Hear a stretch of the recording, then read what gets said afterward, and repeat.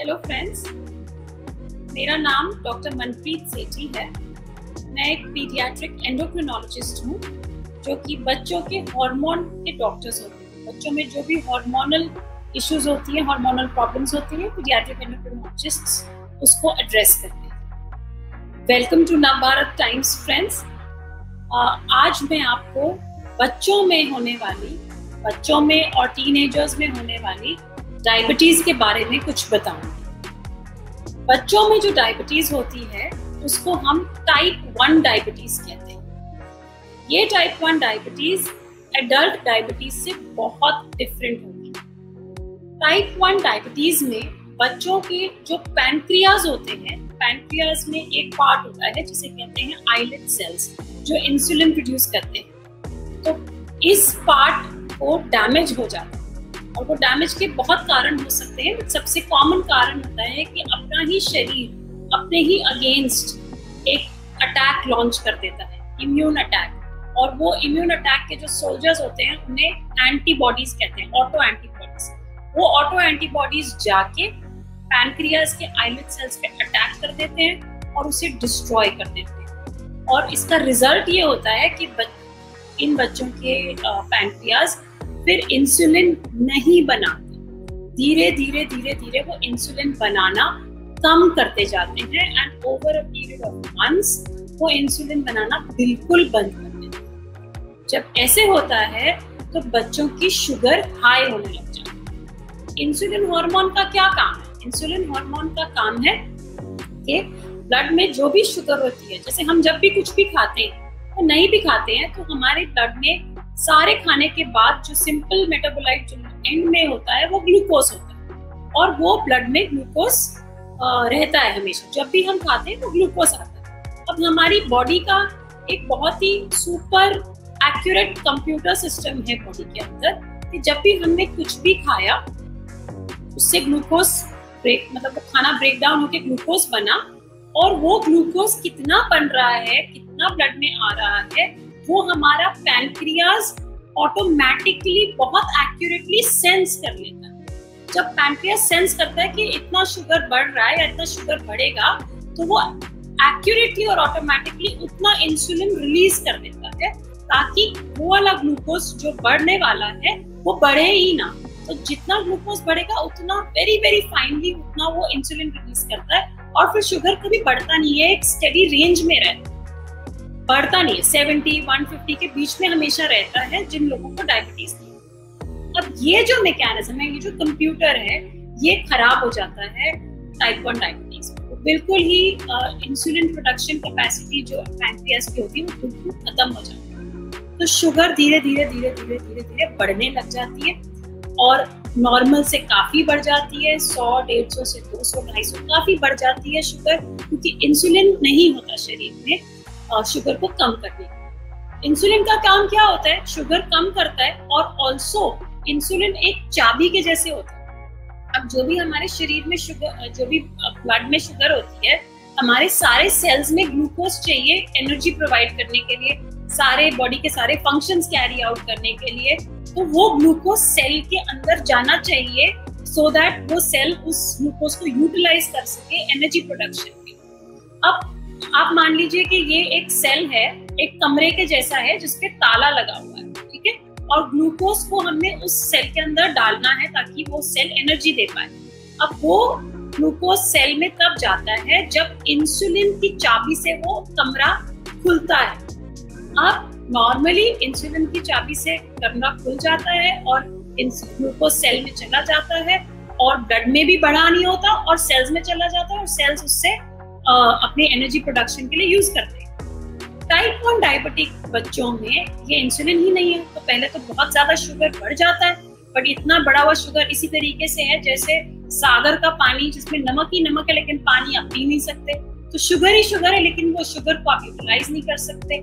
तो उस चीज के लिए उसको इंसुलिन की चाबी चाहिए। वो इंसुलिन की चाबी नहीं होती, बाहर ही रह जाता है सारा ग्लूकोज और बाहर रह के फिर बहुत सारी प्रॉब्लम्स करता है। अब क्या प्रॉब्लम्स है?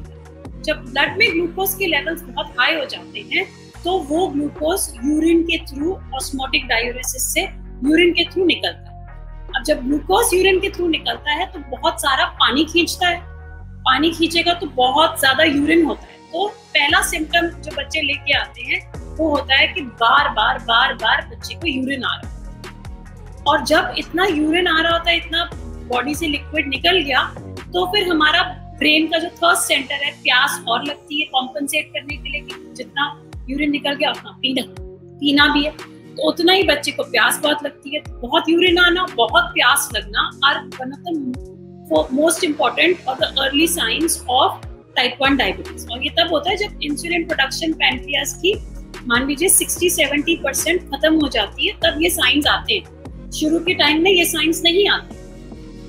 और क्या साइन होता है जो बहुत जरूरी है, वो होता है कि जो मैंने बताया था कि इंसुलिन जब शुगर जब सेल में जा ही नहीं रही, तो सेल में तो एनर्जी आ ही नहीं रही है, तो सेल क्या करेगा, कुछ और यूज करेगा, कुछ और फ्यूल यूज करेगा एनर्जी प्रोडक्शन के लिए। तो वो अपने प्रोटीन को, अपने मसल को, अपने फैट को ब्रेक डाउन करने लग जाती है बॉडी, ताकि फैट से जो फैटी एसिड्स या जो प्रोटीन से अमीनो एसिड्स निकले, उससे एटलीस्ट एनर्जी मिले। तो थर्ड सिम्टम जिससे बच्चे प्रेजेंट करते हैं वो होता है वेट लॉस। सो पॉलीयूरिया मतलब बहुत पेशाब आना। कई बार बच्चों को ऐसे पता चलता है पेरेंट्स को कि ये बच्चा तो पहले रात को बेड में कभी यूरिन करता ही नहीं था, अब बेड में यूरिन करने लग गया। सो पॉलीयूरिया, पॉलीडिप्सिया, बहुत ज्यादा प्यास लगना, बार बार पानी मांग रहा है, रात को उठ के भी पानी मांग रहा है, रात को उठ के भी यूरिन करने जा रहा है, और वेट लॉस।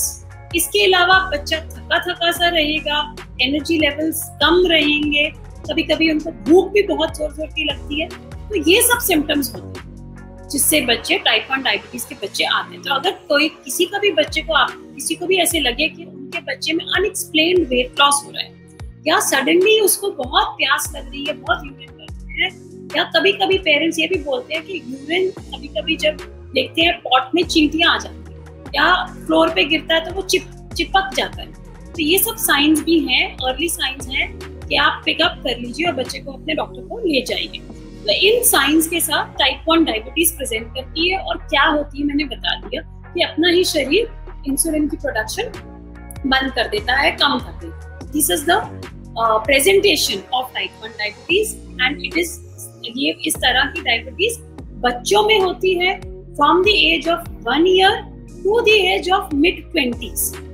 और जो दूसरी टाइप की डायबिटीज, टाइप 2 डायबिटीज जो एडल्ट्स में होती है, वो यूजुअली बड़ों में होती है। आजकल छोटे यंग एडल्ट्स में भी देखी जा रही है, टीनेजर्स में भी देखी जा रही है, पर वो अलग टाइप की डायबिटीज होती है। उस टाइप की डायबिटीज में इंसुलिन बन रहा होता है, इंसुलिन बन रहा होता है, लेकिन इंसुलिन काम नहीं कर रहा होता। तो उस इंसुलिन को काम करने के लिए, मतलब ताला है, चाबी है, लेकिन कोई थोड़ी सी वहां पे टाइटनेस हुई हुई है, या थोड़ा सा वहाँ पे लुब्रिकेशन कम है ताले के अंदर, तो उसमें हम थोड़ा तेल डाल दें तो वो इंसुलिन की चाबी लग जाती है। तो वो तेल हम उसको मेडिसिन से उसको इंसुलिन को एक्ट करा देते हैं in adults and in type 2 diabetes. लेकिन टाइप 1 डायबिटीज में तो इंसुलिन ही नहीं, सो इंसुलिन ही नहीं है तो उसको रिप्लेसमेंट भी इंसुलिन से करनी है। So very simply put, type 1 diabetes is actually a deficiency of insulin.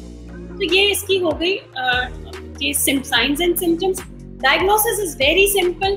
बच्चे के हम फास्टिंग शुगर करते हैं और ग्लूकोज पिलाने के बाद शुगर करते हैं, या हम एक टेस्ट करते हैं जिसे हम HbA1c कहते हैं, जो हमारे को पिछले 3 महीने की शुगर बताता है। तो ये डायग्नोसिस। अब मैनेजमेंट इसकी क्या है?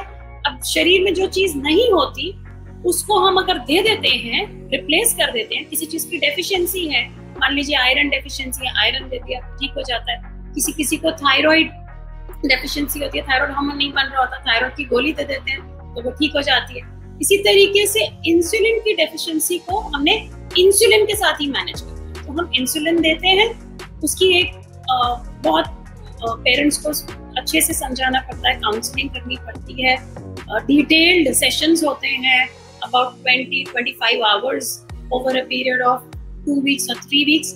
फिर पेरेंट्स को समझ आती है, एक सिस्टमैटिक साइकिल से हमें चलना पड़ता है, रिकॉर्ड कीपिंग होती है, बहुत सारी चीजें हैं टाइप 1 डायबिटीज की मैनेजमेंट में। वो शायद मैं फिर किसी और वीडियो में एक बार फिर से डिस्कस करूंगी। And thank you very much for listening. अगर आपको ये वीडियो पसंद आया हो तो प्लीज लाइक करें, शेयर करें और सब्सक्राइब करें, और अगर आपके कोई भी क्वेश्चंस हो तो कमेंट सेक्शन में डालिए, आपके सारे क्वेश्चंस के आंसर देने की पूरी कोशिश करें। Thank you.